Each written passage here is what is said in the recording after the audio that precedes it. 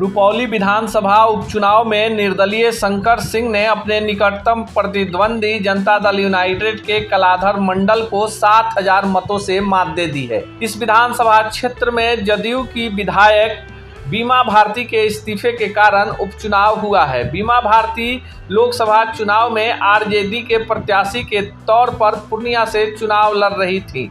इसी बीच उन्होंने रुपौली से इस्तीफा दे दिया था।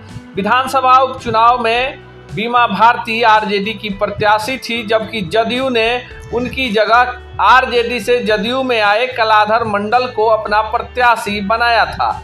जबकि 2005 में लोजपा के टिकट पर चुनाव जीते शंकर सिंह ने पार्टी के द्वारा सिंबल नहीं मिलने पर बगावत करते हुए निर्दलीय चुनाव मैदान में ताल ठोक दिया था। शंकर सिंह की जीत इस बार कई मायने में ऐतिहासिक रही है। पूर्णिया के सांसद पप्पू यादव ने पहले तो शंकर सिंह को साथ देने का वादा किया था, पर बाद में बीमा भारती के लिए पार्टी के कई नेताओं ने उन पर दबाव बनाया। खासकर कांग्रेस आला कमान ने पप्पू यादव पर उनकी राज्यसभा सांसद पत्नी रंजीता रंजन के माध्यम से दबाव बनाया और उसके बाद पप्पू यादव की टीम यहां पर बीमा भारती के लिए काम कर रही थी। हालांकि पप्पू यादव किसी चुनावी सभा में नजर नहीं आए। दूसरी तरफ निर्दलीय शंकर सिंह कैंची छाप निशान पर निर्दलीय मैदान में थे। ये वही कैंची था जिसको लेकर पूर्णिया से निर्दलीय सांसद का चुनाव पप्पू यादव जीते थे। माना जा रहा है कि कैंची का खेल पूर्णिया के बाद रुपौली विधानसभा उपचुनाव में भी हो गया। शंकर सिंह 2005 में पहली बार लोजपा के टिकट पर विधायक बने थे, लेकिन विधानसभा का कार्यकाल 5 साल नहीं रहा और किसी भी दल को स्पष्ट बहुमत नहीं मिलने के कारण विधानसभा भंग कर दी गई थी। इसके बाद 4 विधानसभा चुनावों में शंकर सिंह रुपौली से विधायक बनने के लिए संघर्ष करते रहे, लेकिन सफलता नहीं मिली।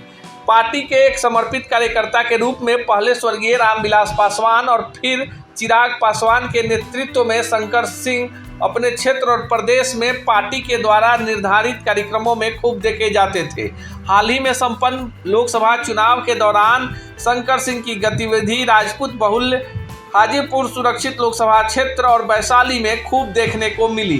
शंकर सिंह को भरोसा था कि रुपौली से पार्टी उनका साथ देगी, पर यहाँ से पार्टी ने उन्हें सिंबल नहीं दिया और यह सीट जदयू के खाते में चली गई। तब शंकर सिंह ने पार्टी के प्राथमिक सदस्यता से इस्तीफा देते हुए निर्दलीय चुनाव लड़ने का मन बनाया।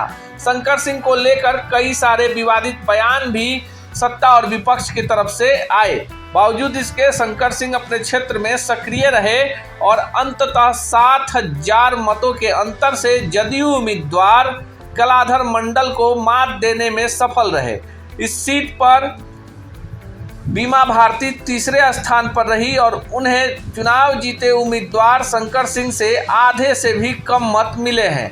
यह चुनाव परिणाम बिहार के उन नेताओं के लिए भी बड़ा सबक है जो किसी भी विधानसभा या लोकसभा क्षेत्र में वहां के लोकप्रिय कार्यकर्ताओं को दरकिनार करके जातीय समीकरण को साधने में लगे होते हैं। शंकर सिंह मौजूदा बिहार विधानसभा में दूसरे निर्दलीय विधायक के तौर पर जाने जाएंगे। पहले निर्दलीय विधायक के तौर पर 243 विधानसभा संख्या चकाई से जीते सुमित कुमार सिंह हैं, जो बाहर से नीतीश सरकार को समर्थन देने के कारण विज्ञान व प्रौद्योगिकी विभाग के मंत्री हैं।